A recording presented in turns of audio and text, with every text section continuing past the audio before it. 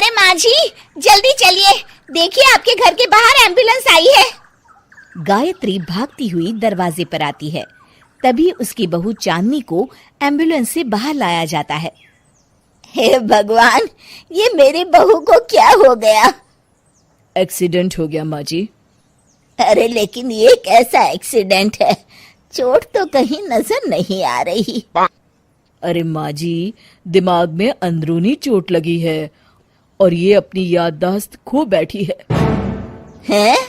मेरी बहू याददाश्त खो बैठी है, अब क्या होगा? अब फिक्र मत करिए, बस इनका अच्छे तरीके से ख्याल रखिए। मैंने दवाइयाँ दे दी हैं, अब मैं चलता हूँ। अगले दिन, अब तेरी तबीयत कैसी है बहू? बहू? किसकी बहू? हम भैरवगढ़ के ठाकुर विक्रम सिंह की बेटी रूपवती हैं। हम एक राजकुमारी हैं और तुम हमारी दासी हो बुढ़िया। अरे बेटा विशाल, बहू कैसी बहकी बातें कर रही है। अरे कुछ मत पूछो माँ, रात को मुझसे अपने पैर दबा रही थी। सर पर चोट लगने की वजह से इसका दिमाग पूरी तरह खराब हो गया है और ये अपने आप को राजकुमारी समझ रही है। तभी वहां चांदनी आ जाती है। तुम दोनों यहाँ क्या खुसुर फुसुर कर रहे हो? कहीं तुम दोनों मिलकर हमारे खिलाफ कोई षड्यंत्र तो नहीं रच रहे हो? हम तुम्हारा सर तलवार से उड़वा देंगे, समझे? अरे नहीं नहीं राजकुमारी जी, हम तो आपके सेवक हैं। भला हमारी इतनी हिम्मत? कहिए, आपने यहाँ हॉल में आने का कष्ट कैसे किया? हमें बहुत भूख लगी है। ए दासी, जल्दी से हमारे लिए भोजन का प्रबंध करो।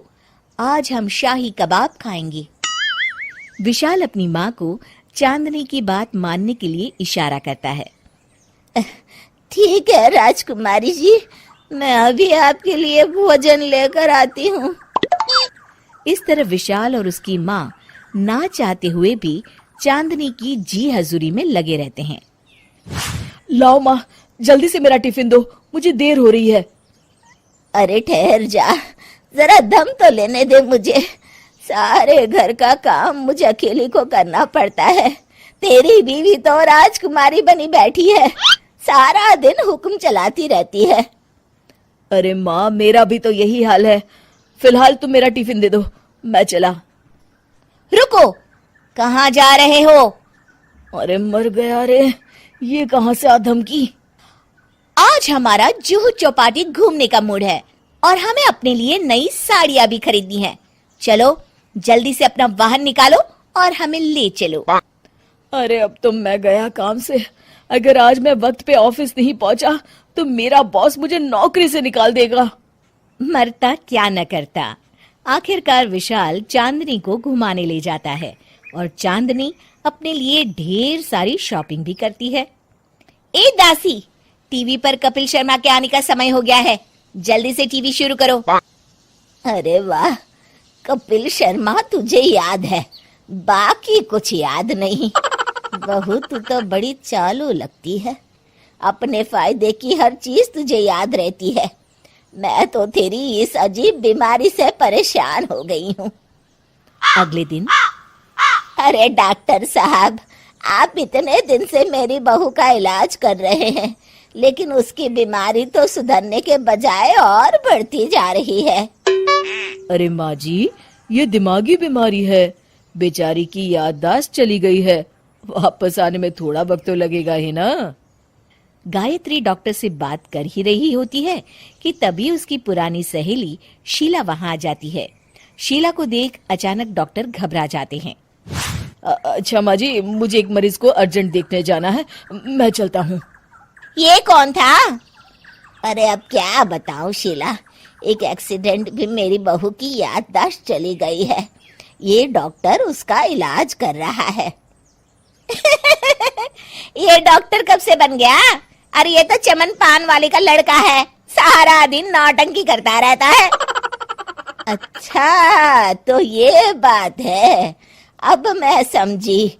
मेरी बहू और ये पान वाले का लड़का दोनों मिलकर मुझे बेवकूफ बना रहे थे। चल तू मेरे साथ। गायत्री शीला को एक बड़ा सा डंडा हाथ में देकर अपनी बहू चांदनी के कमरे में ले जाती है। बहू, ये मेरी सहेली है, एक डॉक्टर है। इसने तेरे जैसे न जाने कितनों का इलाज 2 मिनट में कर दिया है।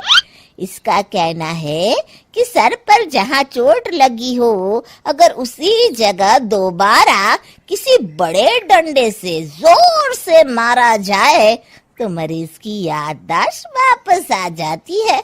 देख, हम डंडा भी लाए हैं। अपनी सास की बातें सुनकर और हाथ में बड़ा डंडा देख चांदनी घबरा जाती है। अरे बाप रे, मैं तो फंस गई। इस डंडे की एक बार की वार से ही मैं तो चारों खाने चित हो जाऊंगी। अब क्या करूं, क्या करूं, क्या करूं?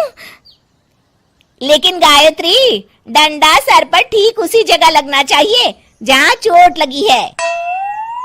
अरे तू चिंता मत कर, 2-4 बार मारूंगी तो एक बार तो सही जगह लग ही जाएगा ना।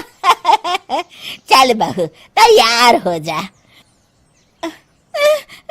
अरे नहीं नहीं माँ जी, मुझे मत मारिए।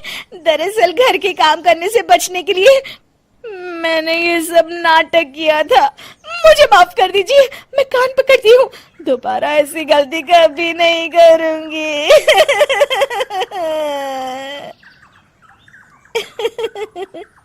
क्यों दोस्तों, कहानी कैसी लगी हमें जरूर बताइएगा।